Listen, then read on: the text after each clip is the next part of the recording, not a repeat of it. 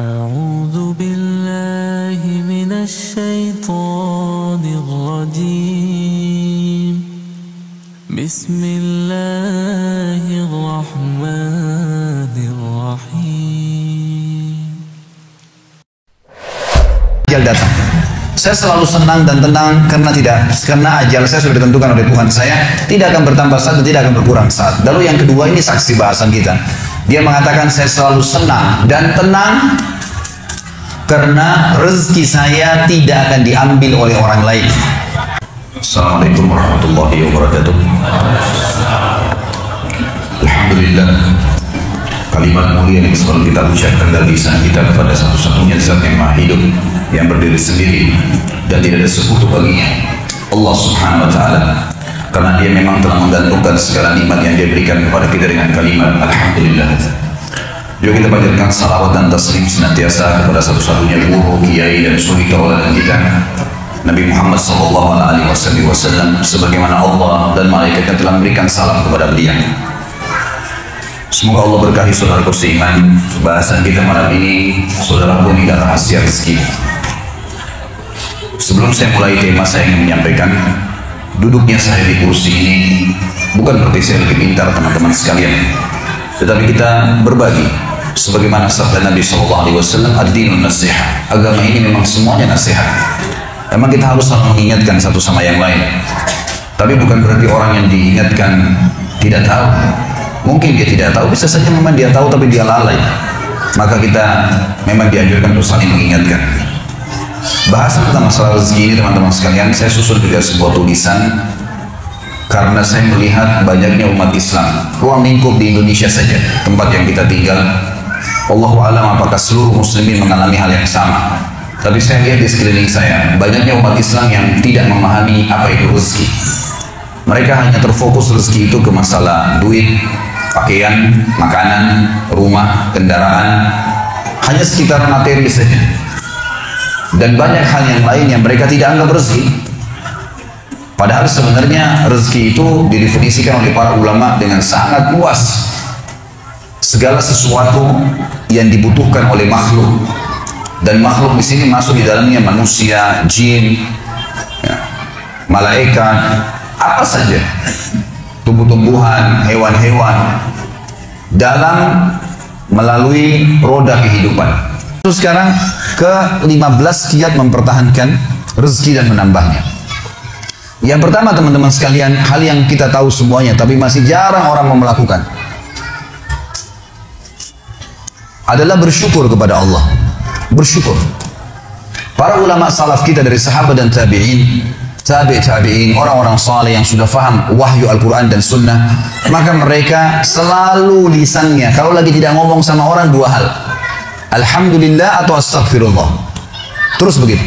Sampai mereka itu kalau lagi jalan dari rumahnya ke tokonya di Baghdad, dulu di Irak, di Madinah, di Mekah, di tempat-tempat mereka mau buka usaha, atau mereka dari rumahnya menuju ke masjid mau mengajar, maka selalu lisannya Alhamdulillah, Alhamdulillah, Alhamdulillah, Alhamdulillah, Alhamdulillah, non-stop.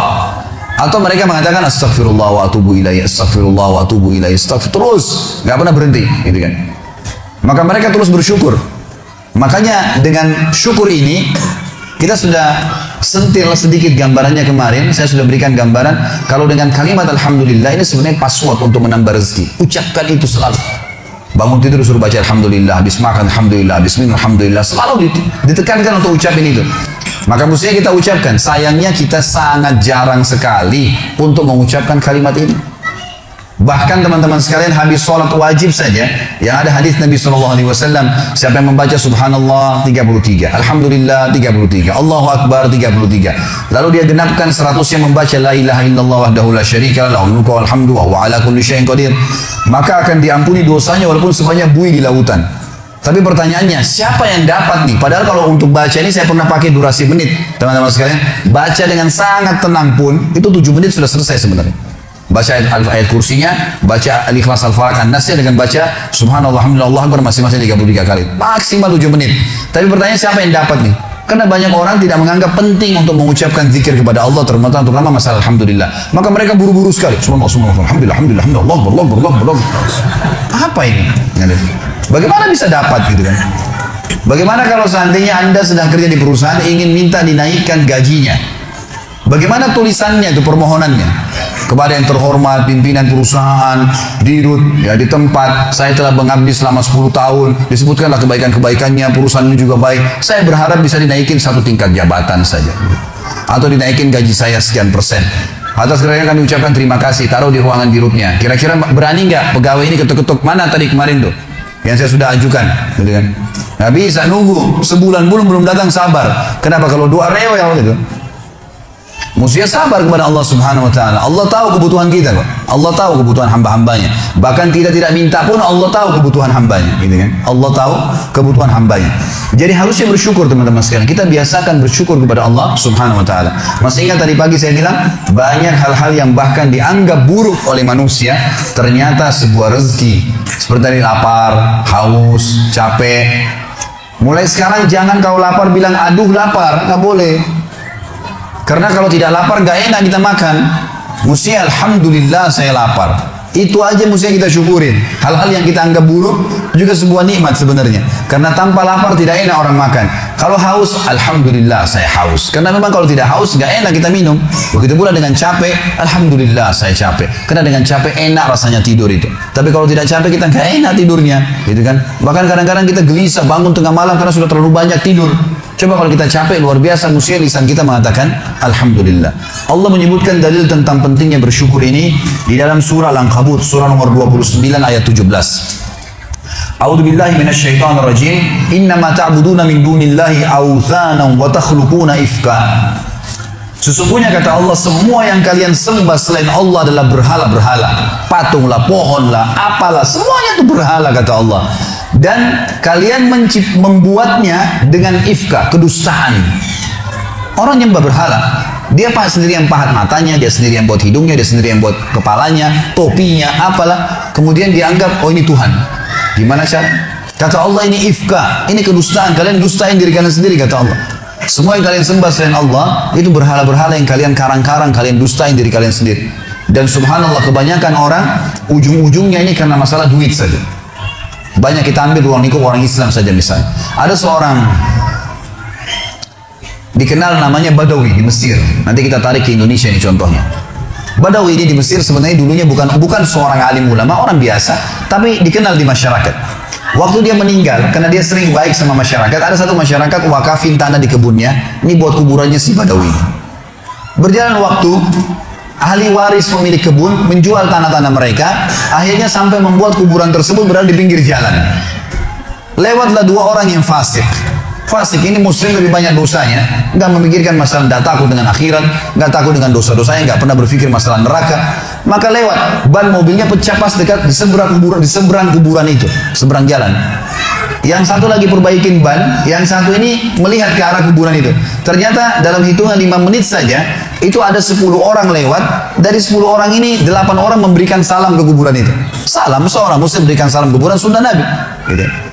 Orang fasik ini mengambil sebuah kaleng tua di dekat mobilnya, kemudian dia menyeberang, ditaruh di dekat kuburan itu, lalu dia pindah ke sebelah. Dilihat sama dia, 5 menit ke depan lagi seperti apa. Ternyata dari 10 orang yang lewat, selain memberikan salam, ada 2 orang yang nitipin duit. Masukin ke kaleng bekas itu. Dia bilang sama temannya, sebentar ada proyek nih. Dia pergi ke toko bangunan, beli semen, beli keramik, beli pagar, dia rombak tuh kuburan hari itu. Pasang celengan yang lebih bagus lagi.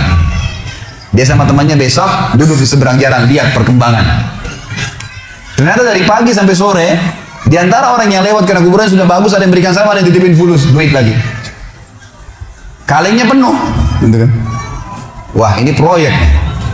Beli tanah di sekitarnya, bebasin tanah itu, bangunin masjid. Dan sekarang teman-teman sekalian, masjid itu bisa menampung sekitar 1000 orang, dan di dalamnya ada kuburan si Badawi tadi. Setiap hari orang berbuat kemusyrikan, minta-minta sama kuburan tersebut, berharap bisa diberikan keselamatan lah, kalau menikah bisa berkah lah, minta sama kuburannya si syekh ini, dan diistilahkan dengan Syekh Badawi. Ini bukan syekh, bukan seorang alim dulu. Sedangkan orang alim aja nggak boleh, apalagi bukan orang alim. Sampai Imam Nawawi rahimahullah. Ini teman-teman, maaf, di Indonesia yang masih banyak melakukan hal-hal seperti ini. Imam Nawawi ini salah satu tokoh mazhab Syafi'iyah. Beliau mengatakan, saya heran pada orang-orang yang minta-minta pada kuburan walaupun itu adalah orang alim. Sementara di dalam kuburan adalah manusia seperti dia sama yang sudah jadi tulang belulang. Nabi Muhammad SAW saya kita masih kirimin salawat untuk beliau. Apa itu salawat? Tambahan rahmat dari Allah SWT. Nabi yang sudah diampuni dosanya. Para sahabat orang soleh kita masih mengatakan radhiyallahu anhum. Kita doain. Bagaimana kita tidak mendoakan orang-orang lain? Sesoleh apapun mereka kita harus doain. Itu sunnah Nabi SAW itu ya. Subhanallah, saya pernah mendatangi sebuah kota di Indonesia ini. Ada satu masjid tua sekali. Saya sholat di situ dan ini bekas peninggalan kerajaan. Begitu saya keluar dari masjid itu, ada satu ruangan rupanya di sebelah kiri masjid. Kecil sekali, mungkin cuma bisa nampung 5-6 orang di dalam. Dan ada orang duduk di atas tembok dekat pintunya. Lalu kemudian ditutup pintu tersebut. Dia sambil nunggu. Saya lewat terus saya tanya teman saya, ini tempat apa ini? Dia bilang ini dalamnya kuburan. Terus untuk apa orang yang duduk di atas pintu? Dia bilang itu penjaga pintunya. Terus apa yang dilakukan? Dibukain pintu sama dia. Sebentar, nanti antum lihat ada 5 orang yang keluar. Di dalam sudah minta-minta kepada kuburan tersebut. Nanti gantian lagi 5 orang lagi masuk antri. Begitu terus, gitu kan. Dan akhirnya penjaga kuburan diberikan duit oleh dia. Subhanallah, saya bilang subhanallah, maha suci Allah. Di mana mereka dari sabda Nabi SAW kepada Abdullah bin Abbas, wahai anak kecil, kalau kau minta tolong hanya minta tolong kepada Allah. Di mana mereka dari perkataan Imam Nawawi tadi, kalau mestinya mereka mengirimkan doa untuk orang mati, bukan malah mereka minta-minta kepada mereka. Ada ajaran agama kita jelas, tapi seperti itulah. Subhanallah. Dan ujung-ujungnya di belakangnya ternyata pengumpulan dana lagi. Gitu kan. Ini banyak orang yang tidak sadar dan membiarkan manusia terjerumus hanya karena ingin mendapatkan rezeki yang dasarnya sebenarnya sudah ada sumbernya, tadi sudah saya jelaskan. Kata Allah Subhanahu wa taala, teman-teman sekalian, innama ta'buduna min dunillahi awthanan wa takhluquna ifka. Semua yang kalian seru selain Allah, maka itu authan, berhala-berhala, dan kalian membuatnya itu ifka dengan kedustaan. Innal ladzina ta'buduna min dunillah, semua yang kalian sembah selain Allah, kalian seru minta tolong apapun sama mereka, la yamlikuna lakum rizqa. Mereka tidak memiliki rezeki untuk kalian. Fabtagu indallahi rizq. Hanya mintalah kepada Allah satu-satunya rezeki itu. Wa'buduhu, dan patuhlah padanya. Yang dia perintahkan kerjakan, yang dia larang tinggalkan, yang halal nikmatin, yang haram tinggalkan. Washkuru lahu, ini saksi bahasan kita. Dan syukuri, alhamdulillah, alhamdulillah. Ilaihi turja'un, kalian akan dikembalikan kepadanya nanti. Dalil yang kedua masalah syukur. Ini pilar pertama untuk menambah rezeki itu teman-teman sekalian, bersyukur. Surah Saba, surah nomor 34 ayat 15. Allah Subhanahu wa taala berfirman, a'udzubillahi minasyaitonir rajim, laqad kana li sab'in fi maskanihim ayah. Saba ini teman-teman sekalian, surah Saba surah nomor 34, nama lainnya negeri Yaman. Zaman dulu di zaman Ibrahim alaihissalam, Saba itu namanya negeri Yaman, gitu kan. Dulu subur sekali negeri Yaman itu. Dan Allah Subhanahu wa taala menceritakan tentang keadaan mereka dalam surah Saba ayat 15 ini. Sesungguhnya di negeri Saba di zaman dulu itu di kehidupan mereka ada tanda-tanda kebesaran Allah. Jannatani ayyamini wa shimal. Di sisi timur dan baratnya itu ada kebun-kebun yang lebat. Dijelaskan dalam sebuah riwayat Nabi SAW bahwasanya dulu di negeri Saba ini ada Saddul Ma'rib namanya. Ada bendungan Ma'rib. Bendungan Ma'rib ini teman-teman sekalian dibuat dengan ilmu yang Allah berikan kepada mereka dan mereka beriman kepada Allah, maka membuat akhirnya di musim panas pun mereka tetap punya sayur-sayuran. Semua di barat negeri Sabah sayur-sayuran, di semua di bagian timurnya adalah buah-buahan, dan sampai mereka menjadi pemasok terbesar di dunia pada saat itu. Maka Allah mengatakan, kulu min rizki rabbikum washkurulah. Kata kuncinya, makanlah, nikmatilah itu semua. Tapi syukuri, bersyukur kepada Allah. Kata Allah, kalau kalian bersyukur, baldatun tayyibah, negeri kalian pasti akan jadi baik. Wa rabbun ghafur, dan kalian akan menemukan Tuhan kalian adalah zat yang maha pengampun. Sudah masuk waktu? Baik, karena sudah masuk waktu teman-teman sekalian, kita azan dulu dan kita sholat isya supaya sholatnya awal waktu, dan insya Allah setelah sholat isya, ba'diyah isyanya kita tunda dulu. Nanti teman-teman bisa sholat, karena ini boleh diterlambatkan sholat ba'diyahnya, tapi isya jangan diterlambatkan. Lalu kita lanjutkan materi kita. Subhanakallahumma wa bihamdika, asyhadu an la ilaha illallah, astaghfiruka wa atubu ilaih. Wassalamualaikum warahmatullahi wabarakatuh.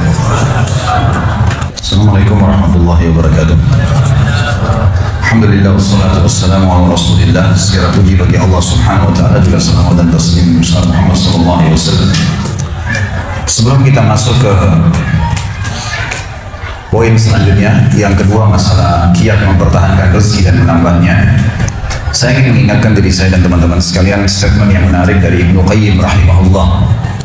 Ibnu Qayyim pernah mengatakan, saya selalu senang dan tenang saya selalu senang dan tenang melalui kehidupan dunia ini karena dua hal. Yang pertama adalah saya selalu senang dan tenang karena saya tahu ajal saya sudah ditentukan oleh Tuhan saya.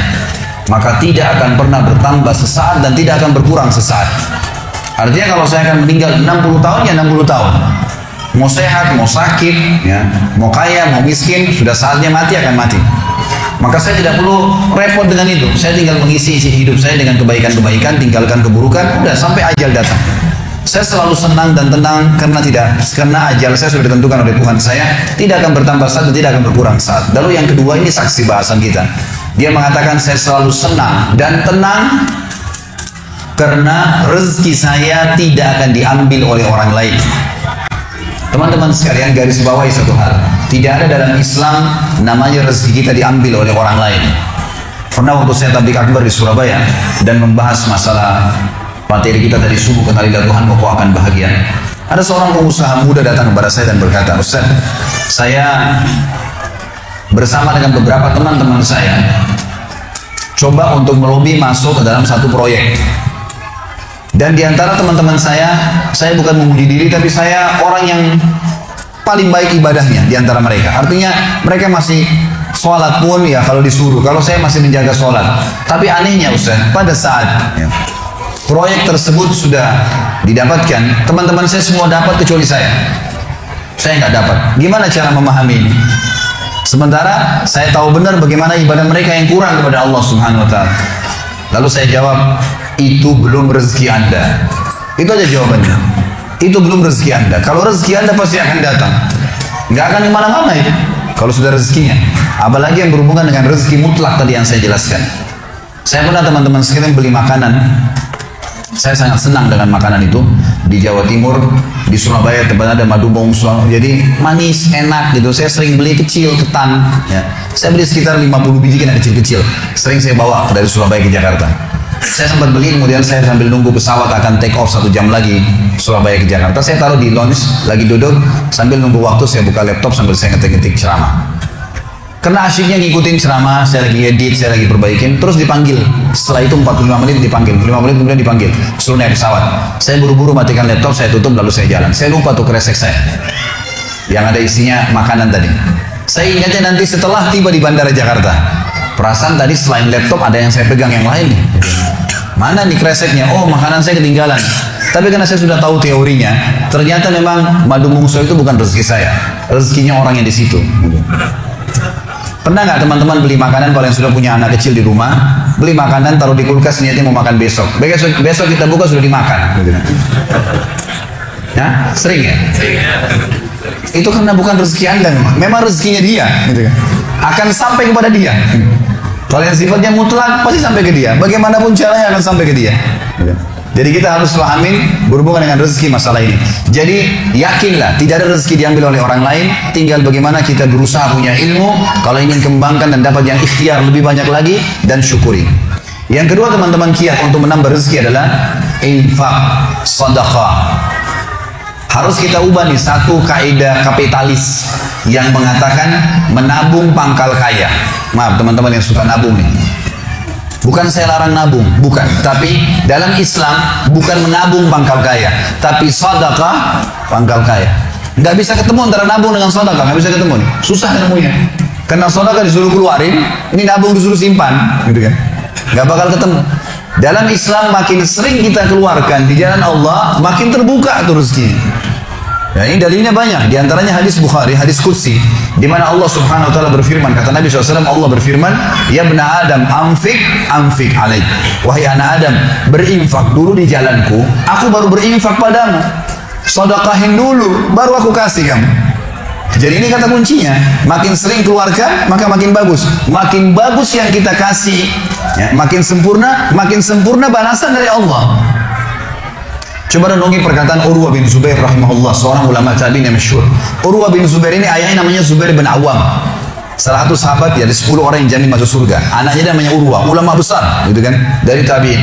Urwah mengatakan, janganlah seseorang di antara kalian memberikan untuk Allah, keluarkan di jalan Allah sedekah, sesuatu yang dia malu kalau dia berikan kepada pemimpin satu kaum. Begini maksudnya. Saya ingin tanya teman-teman, coba renungin dan jujur jawabnya ya. Kalau seandainya Anda tiba-tiba diundang oleh, saya nggak tahu nih, di Bali ini apa? Wali kota ya? Diundang oleh wali kota. Baik, bapak ini atau ibu ini diundang ke wali kota, ditelepon khusus, datang ya ke kantor saya besok, dan tolong beliin saya buah. Pesan beli buah. Kira-kira teman-teman sekalian, pada saat wali kota pesan buah dari Anda ini, beli buahnya di mana? Di pasar kaki lima kan? Emperan jalan? Masuk supermarket. Cari buah yang biasa-biasa saja atau buah yang paling bagus? Kalau ada sedikit rusak, kulitnya tercoret, atau mungkin terkelupas, dimasukin nggak? Setelah kita beli buah-buah yang paling bagus, yang paling mahal, ditaruh di kresek atau cari alat tempat yang lain? Cari keranjang, pakai plastik, pakai kartu nama, luar biasa. Kenapa? Karena wali kota yang pesan. Coba teman-teman sekalian, kalau ibu Anda yang pesan, bapak yang pesan, nah beliin ayah, beliin ibu jeruk ya, buah. Beli di mana kira-kira? Di kaki lima. Kemudian penjualnya bilang, ini ada rusak sedikit, nggak apa-apa, masukin aja. Pakai kresek tua ini bekas ikan, udah nggak apa-apa. Ini yang Urwah rahimahullah berkata, janganlah seseorang di antara kalian ya memberikan untuk Allah di jalan Allah. Orang tua kita tuh kalau bakti luar biasa pahalanya kan gitu. Yang kalian malu kalau kalian berikan kepada pemimpin satu kaum. Mestinya ibu ayah kita tuh dibuatin kayak tadi itu, malah lebih hebat daripada itu. Pilihin buah yang paling bagus, keramas dikemas yang paling bagus dan seterusnya. Mestinya begitu. Tapi seperti itulah manusia, karena tidak paham teman-teman sekalian. Sesuatu yang dikeluarkan di jalan Allah akan mendatangkan respon rezeki yang banyak. Ini satu hal yang harus digarisbawahi, dan akan saya bacakan banyak sekali dalil berhubungan dengan masalah itu, di mana Allah Subhanahu wa taala menyuruh kita keluarkan. Ingat, makin baik kita berikan, makin baik juga respon dari Allah Subhanahu wa taala. Coba teman-teman muhasabah nih. Kalau celengan masjid lagi lewat dan Anda punya 1000 baru 1000 tua, yang mana ditaruh? 1000 tua. Kenapa 1000 tua yang ditaruh? Karena belum tahu nih, kalau saya berikan di jalan Allah, ini akan datang responnya. 1000 baru yang kita beli air mineral di luar sana, ini pemahaman yang salah. Ini yang kita mau lurusin malam ini. Mestinya teman-teman sekalian cari uang yang baru dikasih ke jalan Allah, yang tua dipakai belanja. Mestinya begitu. Karena makin baik kita berikan, maka makin baik responnya. Gitu kan? Makanya kata para ulama, siapa yang memberikan sesuatu yang baik pada Allah di jalan Allah, Allah akan balas dia dengan kebaikan. Saya akan angkat sebuah kisah teman-teman sekalian. Kisah seorang ulama tabi'in bernama Rabi' ibn Haytham rahimahullah. Rabi' ibn Haytham ini ulama yang sangat terkenal dengan kesolehannya, luar biasa kesolehannya orang ini. Jadi dia di akhir hidupnya, Rabi' ibn Haytham ini muridnya Abdullah bin Umar, muridnya Abu Musa al-Asy'ari, sahabat-sahabat yang mulia. Ini murid langsungnya, ulama tabi'in yang terkenal, Rabi' ibn Haytham. Rabi' ibn Haytham ini di akhir hidupnya sempat stroke setengah badan. Datanglah 2 orang muridnya bertamu ke rumahnya, dan ini termasuk adab yang baik. Kalau teman-teman mendapatkan seorang alim ulama dan memang dia bersedia bisa didatangin, kunjungin, minta nasihat atau ketemu minta nasihat atau hadir di pengajiannya lah. Mereka datang mengatakan, begitu masuk kebetulan stroke setengah badan, bagian kiri tubuhnya stroke ini. Ada 4 kejadian di rumahnya pada saat itu. Yang pertama, pada saat muridnya masuk, muridnya berkata, wahai imam ini kiai, ustaz, wahai imam, apa rahasianya? Kenapa Anda ini bisa mengontrol lisan Anda? Tidak seperti ulama-ulama yang lain. Masih kadang-kadang ngobrol-ngobrol kosong. Anda ini betul-betul, Rabi' ibn Haytham ini terkenal kalau ngomong nasihat, tanya kabar orang, gitu kan? Quran atau zikir, nggak ada yang lain. Ini itu saja 4 tuh dari lisannya, nggak ada yang lain. Luar biasa. Kalau bukan nasihat orang, tanya kabarnya orang lain, gitu kan? Apa kebutuhan mereka? Kemudian berzikir atau baca Quran. Gitu. Ini masuk dalamnya zikir adalah doa. Maka dikatakan apa sih, murid-muridnya bilang apa rahasianya Anda melakukan seperti ini? Dan ini saya sempat angkat di khutbah Jumat kita kemarin, potongan kisah ini. Maka Rabi' ibn Haytham mengatakan, wahai murid-muridku, apakah kalian sampai sekarang masih ragu ada Tuhan namanya Allah? Dan kalian masih ragu di pundak kanan dan kiri kalian Allah telah letakkan malaikat yang akan mencatat amal baik dan amal buruk kalian. Dan pasti demi Allah akan dibacakan dan dihisapkan untuk kalian di sana, di akhirat nanti. Artinya saya bisa mengontrol lisan saya karena saya tahu Tuhan saya selalu melihat, dan ada malaikat yang mengawasi, tidak pernah tidur nih, 24 jam terus mengawasi, baik dicatat buruk dicatat. Lalu kemudian muridnya mengatakan, baiklah kalau gitu, dapat ilmu. Kejadian pada saat itu teman-teman sekalian yang lain adalah, yang kedua, baru mau ngobrol sama murid-muridnya, tiba-tiba anaknya Rabi' bin Haytham keluar dari dapur, masuk ke ruang tamu pamit. Anak laki-lakinya lalu berkata, wahai ayahku, Semoga Allah senantiasa menjaga Anda. Ibu saya membuatkan untuk Anda makanan namanya halwa pada zaman itu. Halwa ini Bapak Ibu sekalian makanan yang mahal. Bahannya susah, bahannya mahal, buatnya susah, lama diadon berjam-jam baru jadi. Dan ini dimakan oleh pejabat-pejabat gitu. Rabi bin Haytham rahimahullah ini punya ciri khas. Beliau tidak pernah rewel. Di rumahnya dihidangkan makan apa sama istri, dimakan sama dia. Baik sekali orangnya. Udahlah, dunia dilaluin sama dia begitu saja. Maka anaknya datang dan mengatakan, wahai ayahku, ibuku membuatkan untuk Anda halwa. Makanan yang mahal bahannya dan juga susah buatnya. Tapi anaknya bilang, ibu saya buat halwa buat Anda. Ibu saya berharap Anda memakannya. Anda memakannya. Gitu. Lalu kata Rabi bin Haytham, baiklah. Keluarkan aja. Dikeluarkanlah makanan tersebut. Lalu halwa ini dipotong-potong. Karena kue yang bagus dan cukup besar, dinampan besar, dipotong-potong. Baru saja Rabi bin Haytham mau memegang dengan tangan kanannya, karena sebelah kirinya sakit. Dia ambil sebelah kanan, kemudian dia kasih isyarat murid-muridnya untuk ambil juga. Baru mereka mau pegang, tiba-tiba pintu rumahnya ada yang ketuk. Diketuk. Dia kasih isyarat anaknya, suruh buka pintu itu. Dibuka pintu itu. Anaknya pergi sana. Waktu dibuka teman-teman sekalian, ini ternyata yang ketuk pintu bukan orang biasa, orang yang luar biasa, orang gila, gitu. Jadi bukan orang yang peminta-minta biasa, orang yang luar biasa, orang yang selalu anggap ini udah deh, nggak usah dilayanin, nggak usah diajak ngomong, nggak usah diperhatikan, gitu kan? Orang gila ini ketuk pintu dengan pakaiannya yang lusuh, tidak pakai alas kaki, rambutnya berantakan, kasih isyarat minta makan. Rabi bin Haytham rahimahullah tunjuk anaknya, suruh datang, angkat nih halwa, kasih orang gila itu. Halwa nih makanan yang mewah, kasih orang gila itu. Dibawa sama anaknya. Anaknya ini, Rabi bin Haytham waktu bawa piring itu, niatnya ingin memberikan ke orang gila satu potong, gitu kan. Begitu tiba depan pintu, orang gila lihat makanan enak, walaupun gila tahu juga nih makanan enak, gitu kan. Diambil sama dia piringnya. Diambil, dimakan semua. Dalam kisahnya dikatakan sampai air liurnya udah jatuh di situ, dihabisin sama dia. Sudah habis teman-teman sekalian, apa yang terjadi? Orang gila nggak ngerti, dia nggak terima kasih, nggak apa, piringnya dilempar pergi. Anaknya Rabi bin Haytham ini tahu nilainya makanan yang ibunya buat tadi. Diambil piring itu, ditutup pintunya, lalu dia kembali lagi. Kemudian dia bilang sama ayahnya, wahai ayahku, semoga Allah senantiasa menjaga Anda. Sebelum saya lanjutkan kisah teman-teman sekalian, saya sarankan juga bahwa teman-teman di sini yang sudah punya anak, biasakan selalu menggunakan doa antara suami istri dengan anak. Itu penting sekali. Karena kata Nabi SAW, jangan ucapkan kata-kata doa yang bisa berbau doa buruk buat kalian, diri kalian, keluarga kalian, dan harta kalian. Karena bisa saja malaikat lewat dan mengaminkannya. Kita harus selalu doa yang baik, gitu kan.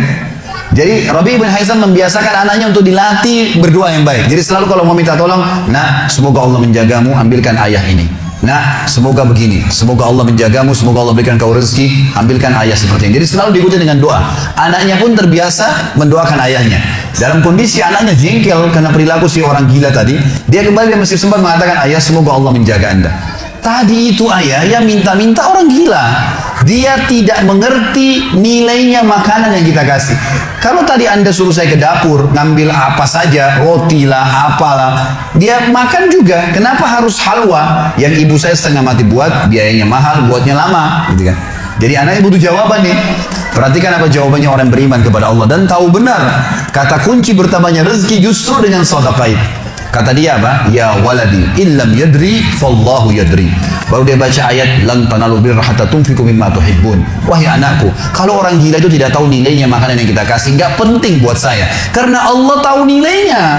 Bukan dianya, tapi Allah tahu nilainya. Dan ingatlah firman Allah, kalian tidak akan mendapatkan, gitu kan? Kalian tidak akan mendapatkan balasan sempurna daripada sedekah kalian sampai kalian menginfakkan apa yang paling kalian cintai. Saya suka halwa itu, tapi disuruh kasih. Teman-teman sekalian, pelajaran luar biasa dari kisah ini. Pernah nggak kita berpikir berikan makan orang gila? Kadang-kadang subhanallah kita lihat orang gila ambil di sampah, kita biarin, nggak mau dilihat. Kalau kita nggak kasih makanan, dia siapa yang akan kasih makan? Dan Allah tetap menilai kita dan sesuai dengan niatnya. Innamal a'malu binniyat. Termasuk saya pernah jelaskan ke jamaah saya di pengajian. Kalau ada orang datang ke masjid kita ini sekarang bawa proposal, teman-teman sekalian, nih proposal saya mau bangun masjid, butuh bantuan 1 miliar, kita nyumbang semua, terkumpul 1 miliar. Sebulan kemudian kita tahu orang itu dusta, rugi kayak kita? Tidak rugi sama sekali. Kita akan dapatkan pahala bangun masjid walaupun masjidnya belum dibangun. Karena innamal a'malu binniyat, gitu kan? Allah akan kasih begitu.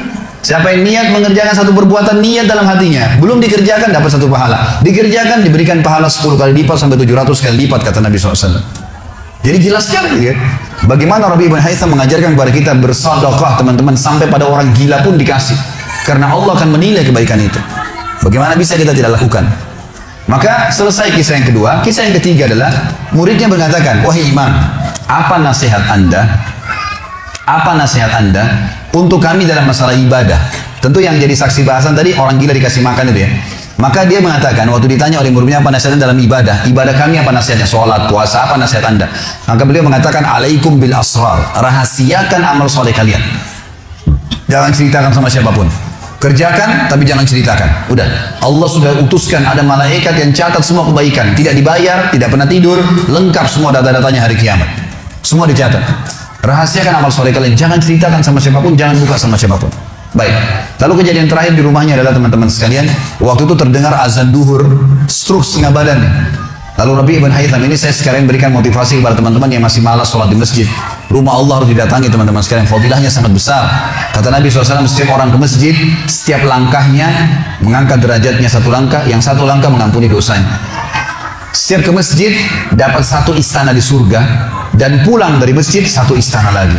Hadis sahih semua menjelaskan masalahnya, gitu kan? Belum fadilah sholat berjamaahnya, belum terbangun ukhuwah, belum dan seterusnya.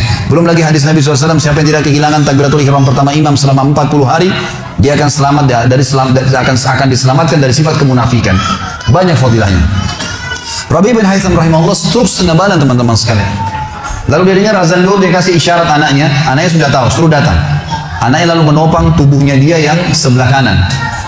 Minta diantar ke masjid, stroke setengah badan dan sudah sangat tua. Lalu muridnya bilang, saya lalu kemudian membantu menopang tubuhnya yang stroke. Dan demi Allah untuk kami membawanya ke masjid, kakinya yang stroke terseret di tanah. Lalu saya bisikin di tengah jalan, imam, hai kiai, hai guru, anda kan punya rukhsah, punya keringanan, sholat aja di rumah, stroke. Tua, susah gitu ya. Lebih baik sholat di rumah. Apa kata dia? Orang beriman tidak mengenal stroke kah, sakit keras kah, ibadah kepada Allah nggak terganggu. Kata dia, wahai muridku, aku mendengarkan dengan kupingku ini azan, hayya 'alas shalah, hayya 'alal falah, ayo salat, ayo mendapatkan kemenangan dari Allah, hanya melalui lisan muadzin saja. Karena semua muadzin sama mengucapkan, mau orang Afrika, mau orang Arab, mau orang Melayu, azannya sama. Hayya 'alas shalah, hayya 'alal falah. Allah memanggil saya mengatakan, ayo salat, pencipta langit dan bumi, ayo mendapatkan kemenangan, lalu saya sholat di rumah saya, demi Allah saya akan datangi masjid walaupun saya merangkak. Ini luar biasa nih, ya, keimanan membuat seseorang stroke pun bisa beribadah kepada Allah. Tapi dari kisah kita, ya, dari 4 kejadian di rumah Rabi' bin Haytham adalah bagaimana dia bersedekah kepada orang fakir miskin tadi. Ada riwayat Bukhari yang lain teman-teman sekarang berbunyi, kata Nabi SAW dulu di zaman Bani Israel ada 2 orang. Di zaman Bani Israel ada 2 orang. 2 orang ini bersahabat, dua-duanya punya kebun. Dua-duanya punya kebun. Kebun ini mereka lagi nunggu hujan dan satu negeri itu belum turun hujan. Tiba-tiba si A sama si B. Si A ini melihat ada awan, kata Nabi SAW, lewat di atas kebunnya. Dan terdengar suara dari awan itu berkata, turunkanlah hujan di kebunnya fulan, kebun temannya dia di sebelah. Maka dia bilang, kata Nabi SAW, orang ini pun mengikuti awan tersebut. Ternyata betul, awan itu menggumpul semuanya di atas kebun temannya, hujan. Tapi cuma kebun temannya, yang lain gak kena hujan. Maka Nabi SAW mengatakan, dia pun bertanya pada temannya, apa yang kamu lakukan dengan kebunmu? Sampai di musim panas seperti ini pun Allah masih menurunkan hujan untuk kebunmu saja. Apa yang dia bilang? Dia bilang, saya membagi keuntungan dari usaha saya ini menjadi 3. Keuntungannya bukan modal. Sepertiganya saya infakkan di jalan Allah, langsung saya keluarkan. Sepertiganya lagi saya tambahkan ke modal. Sepertiganya lagi saya gunakan untuk keperluan keluarga saya. Jadi ternyata teman-teman sekalian, sedekah itu betul-betul sangat luar biasa, membuka pintu rezeki. Jadi makin dikeluarkan, makin royal, makin datang. Saya sarankan teman-teman kalau bisa ikutin ceramah saya di YouTube, ada tentang Abdurrahman ibn Auf, sahabat Nabi, serial sahabat. Kita sudah membahas 9 sahabat, Abu Bakar, Umar, Uthman, Ali, Talha, Zubair, kemudian Abdurrahman ibn Auf, Talha bin Ubaidillah, terakhir itu Sa'id bin Zaid. Dan insya Allah hari Sabtu depan ini akan ada tablik akbar sahabat yang ke-10, Abu Ubaidah bin Jarrah. Abdurrahman ibn Auf salah satu sifat ciri khasnya, semua sahabat suka bersedekah, tapi Abdurrahman ini luar biasa dalam sedekah, luar biasa. Beliau pernah kedatangan keuntungan 1 peti emas di satu malam, gak bisa tidur, gelisah. Istrinya tanya, kenapa Abdurrahman? Dia bilang, saya gak bisa tidur nih, belum pernah ada keuntungan sebesar ini. Kata istrinya, lalu apa keinginan? Dia bilang, saya ingin keluarkan jalan Allah, saya gak mau simpan di rumah saya malam ini. Ya, tidak mau nabung. Kalau kita subhanallah baru untung 1 juta sudah antri sejam di bank, gitu ya. Ini nggak mau nabung, keluarin malam ini sedekahin semua untuk fakir miskin, gitu ya. Istrinya juga salihah, nggak seperti sebagian muslimah. Maaf, saya nggak singgung muslimah di belakang sana. Tapi ada orang begitu suaminya dapat untung, sebelum disedekahin, sebelum kasih orang tuanya, sebentar dulu, jatah saya mana? Gitu. Ini enggak, istrinya mengatakan sedekahin. Ayo kita sama-sama. Dibungkuslah emas-emas itu, koin-koin emas, dirham emas itu, kemudian dibagiin, habis. Subhanallah, karena ikhlasnya mensedekahkan semua keuntungan malam itu, besok dalam riwayat saya dikatakan datang 2 peti keuntungan dengan produk yang sama. 2 peti emas dikeluarkan sama Abdurrahman, 2 peti emas. Hari ketiga datang 3 peti keuntungan, dikeluarkan hari keempat datang 4 peti, begitu terus sampai Abdurrahman memiliki sebuah gudang penuh dengan emas. Waktu Abdurrahman radhiyallahu anhu meninggal dunia, waktu mau dibagi warisannya, itu emas-emasnya saking sudah ditumpuk-tumpuk sampai melengket satu sama yang lain. Waktu mau dipisahin dibagi, itu harus pakai kampak, dan yang mengkampak itu tangannya sampai memar, luka. Saking banyaknya, selalu sedekah. Setiap hari beli 33 budak dibebasin. Setiap hari beli budak bebasin. Setiap hari datangkan 30 kafilah, ya 30 ekor unta untuk diparkir, ditaruh di tengah-tengah jalan, Madinah. Lalu pegawainya berteriak, Abdurrahman membagi-bagi buat kalian, silakan, semua ambil kebutuhannya. Luar biasa gitu. Kita subhanallah kadang-kadang bersedekah, kalau orang datang itu pun masih perhitungan. Gitu kan. Ini nggak sengaja cari orang yang butuh lalu dikasih. Maka lihat bagaimana mereka memahami tentang masalah sedekah ini teman-teman sekalian. Dalam hadis yang dikatakan sedekah tutfi'u ghadabur rahman. Sedekah itu bisa meredam murkanya Allah. Keluarin, jangan ragu dengan masalah sedekah itu. Karena itu kata kunci datangnya rezeki. Mari kita dengarkan ayatnya. Yang pertama adalah surah Al-Baqarah, surah nomor 2 ayat 254. Allah Subhanahu wa taala berfirman, Al-Baqarah 254, A'udzubillahi minasyaitonir rajim, ya ayyuhalladzina amanu. Hai orang-orang yang telah beriman pada Allah, anfiqu, keluarkan mimma razaqnakum, dari apa yang telah kami berikan untuk kalian rezeki. Min qabli an yati yaumun la bay'un fihi wala khullatun wala syafa'ah wal kafirun humudz zalimun. Sebelum datang hari nanti kalian menyesal, enggak ada lagi hari transaksi, nggak ada lagi kasih sayang, tidak ada lagi pertolongan hari kiamat. Teman-teman sekalian, maaf kalau Anda punya rezeki banyak di rekening, masya Allah, bagus. Tapi usahakan selalu ada sedekahnya. Karena kalau kita biarkan numpuk, kita cuma bangga di angka tulisan, di print bukunya, oh iya banyak ya, 2 miliar, 10 miliar. Kita cuma bangga dengan angka. Apa yang mau dibanggain? Pada saat antum meninggal, kalau antum tidak sedekahkan teman-teman sekalian, tidak punya masjid yang dibangun, nggak punya kegiatan amal jariah, nggak pernah punya sesuatu buat dia infakkan sebenarnya, gitu kan? Maka pastikan orang seperti ini akan menyesal pada saat meninggal. Coba ya saya sedekahin dulu. Makanya kata Nabi SAW, hartamu yang sebenarnya, harta yang kau sedekahkan selama kau hidup, itu harta sebenarnya. Dan harta yang bukan sebenarnya yang kau habiskan beli makanan dan pakaian, habis semua. Yang kau sedekahin. Seorang ulama salaf dulu pernah ditanya, setiap dia dapat keuntungan selalu sedekahin, selalu sedekahin. Dipakai untuk kebutuhan keluarganya, sisanya sedekah, nggak ditabung sama dia, dihabisin. Maka pada saat ya ada teman-temannya kumpul di rumahnya lalu berkata, wahai fulan, apa kau nggak sayang hasil kerimatmu? Bukannya ditabung malah dikeluarin terus. Kau tidak sayang sama hartamu tuh? Kata dia apa? Justru saya sayang sama harta saya. Karena saya sayang, jadi saya mau bawa harta saya sampai di akhirat. Ini sedekah saya bawa sampai di akhirat. Kalau saya simpan di sini, saya cuma tabung untuk dunia saja. Gitu. Jadi lihat bagaimana mereka memahami tentang masalah sedekah itu. Kemudian dikatakan, dan orang-orang kafir, mereka lah orang-orang yang zalim. Mereka tidak mau sedekah, maka mereka zalim sebenarnya. Kemudian surah Ibrahim, surah nomor 14 ayat 31 sampai 34. Allah Subhanahu wa taala berfirman, A'udzubillahi minasyaitonir rajim, qul li ibadiyalladzina amanu. Katakanlah hai Muhammad kepada hamba-hamba saya yang telah mengaku beriman, yuqimus shalah, mereka mendirikan salat, jaga salat 5 waktu mereka, salat-salat sunnah mereka, wa yunfiqu, dan mereka bersedekah, menginfakkan, mimma razaqnahum, dari apa yang kami jadikan sebagai rezeki buat mereka, sirran wa alaniyah, baik sembunyi-sembunyi ataupun terang-terangan. Karena kadang-kadang kalau ada orang minta di pinggir jalan, kita nggak mungkin sembunyikan, tinggal mengontrol supaya tidak riya saja. Min qabli an yatiya yaumun la bay'un fihi wala khilal, sebelum datang hari tidak lagi transaksi, nggak bisa lagi kita keluarkan uang kita. Di akhirat nggak laku lagi rupiah, nggak laku lagi dolar, nggak laku lagi pound sterling, nggak ada lagi semua itu. Yang laku adalah yang sudah disedekahkan selama di dunia.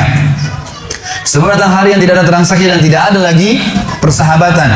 Allahul ladzi khalaqas samawati wal ard Yang menyuruh kalian sholat tadi dan menginfakkan apa yang kalian telah diberikan adalah Allah yang telah menciptakan seluruh langit dan bumi. Wa anzala minas sama'i ma'a, dan telah menurunkan dari langit air. Fa akhraja bihi minas thamarati rizqan lakum, lalu dengan air hujan itu dia tumbuhkan buah-buahan sehingga kalian bisa menjadikannya sebagai rezeki kalian, menutupi kebutuhan kalian.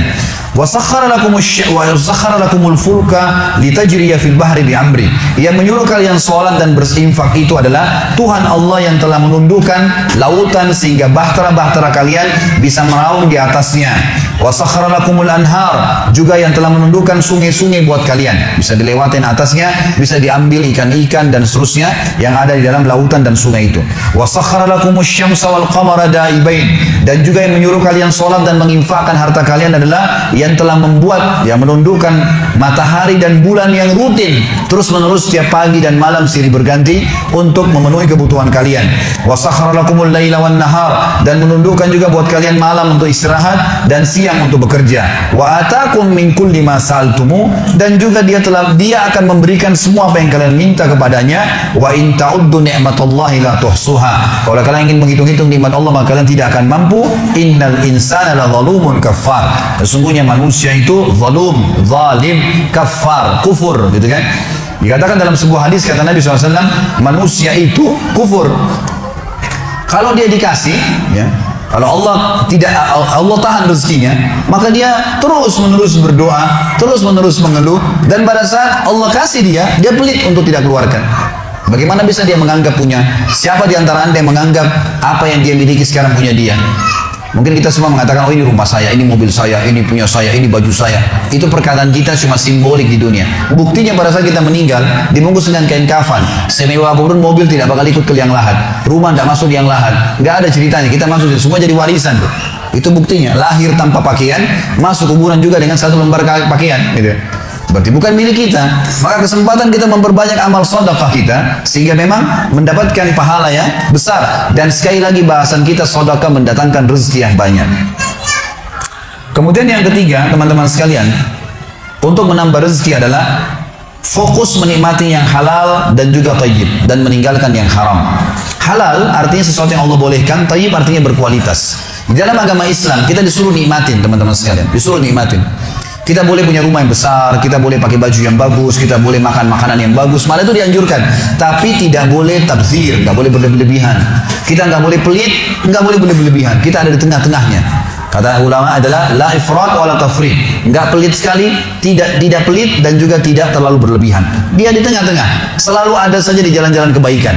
Dia juga penuhi kebutuhannya, dia juga bantu orang lain, gitu kan? Seperti itulah. Maka ini namanya halal dan thayyib. Kata para ulama, kalau ada orang bisa membeli, misalnya kasih contoh aja, kalau ada orang bisa beli anggur dengan 50.000 per kilo misalnya, bagus kualitasnya 50.000, tapi ada anggur lebih bagus dengan 100.000, dan dia mampu beli 100.000, maka ini boleh dia beli, dan itu tidak mubazir.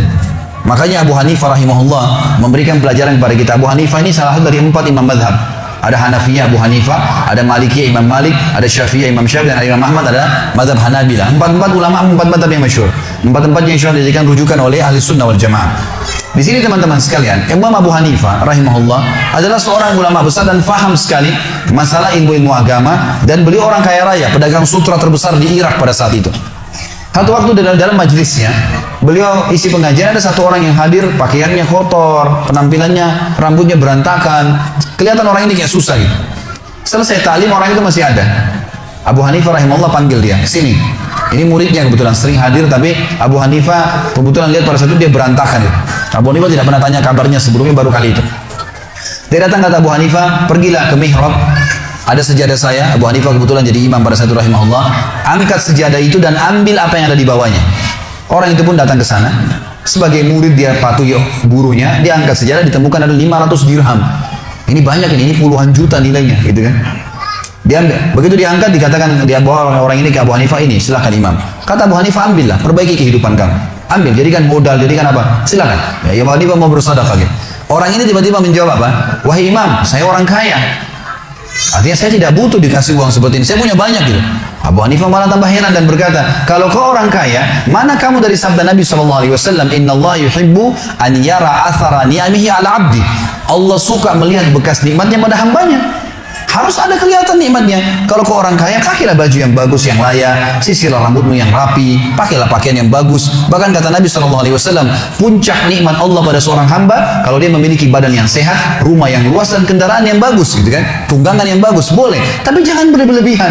Ada orang subhanallah punya mobil 10, gitu kan?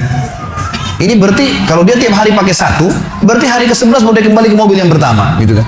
Ini untuk apa? Ada orang punya baju 200, untuk apa 100-200 baju ini? Gitu kan? Mungkin 10, mungkin 15, dia gonta-ganti. Ya akhi, kalau memang ya ukhti, kalau sudah bosan dengan bajunya, sebelum rusak bisa kita sedekahin, atau kita beli pakaian yang lebih bagus untuk kita sedekahin, itu sangat bagus. Gitu kan? Daripada kita tumbuk-tumbuk, punya 200 baju, berarti kita pakai hari ke-101 baru pakai baju yang pertama kembali. Ini untuk apa? Gitu kan? Jadi tidak boleh tabdzir, tidak boleh berlebihan, tidak boleh juga kita terlalu pelit, tapi ada di tengah-tengah. Halal dan thayyib, halal yang Allah bolehkan, dan orang beriman paling pantas menikmati apa yang Allah halalkan, dan thayyib artinya berkualitas. Ini harus bersatu ya, nggak boleh dipisah. Misal ayam halal, tapi kalau dia tidak thayyib nggak boleh. Thayyib ini maksudnya berkualitas. Misal ayam sudah rusak 2 hari yang lalu dimasak, udah kita lihat ada jamurnya udah rusak, maka ini sudah tidak thayyib, nggak halal lagi. Halal dan thayyib harus bersatu. Kalau sudah atau bangkai atau rusak, ini nggak boleh. Jadi ini harus diperhatikan. Allah Subhanahu Wa Taala menyuruh kita menikmati yang halal dan thayyib, disebutkan dalam Al-Quran surah Al-Maidah urutan 5 ayat 87 sampai 88. A'udzubillahi minasyaitonirrajim. Al-Maidah surah nomor 5 ayat 87 sampai 88. Ya ayyuhalladzina amanu, hai orang-orang yang beriman, la tuharrimut thayyibati ma halallahu lakum wa la ta'tadu. Jangan kalian haramkan buat diri kalian kebaikan-kebaikan, thayyibat yang Allah bolehkan. Makanan, minuman, pakaian, kendaraan, rumah, silakan. Apa yang telah Allah halalkan buat kalian, tapi jangan berlebihan. Wala ta'tadu, innallaha la yuhibbul mu'tadin, karena Allah tidak suka yang berlebihan. Wa kulu mimma razaqakumullahu halalan thayyiba, dan makan, nikmatilah semua apa yang Allah jadikan rezeki buat kalian yang halal, boleh dan thayyib, berkualitas. Wattaqullaha alladzi antum bihi mu'minun. Maka setelah itu patuhlah pada Allah, bertakwalah kepada Allah yang kalian beriman kepadanya.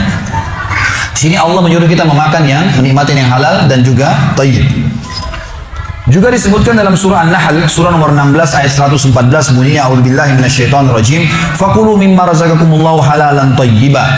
Nikmatilah apa yang telah Allah halalkan buat kalian ya, dari rezeki dan thayyiba yang berkualitas.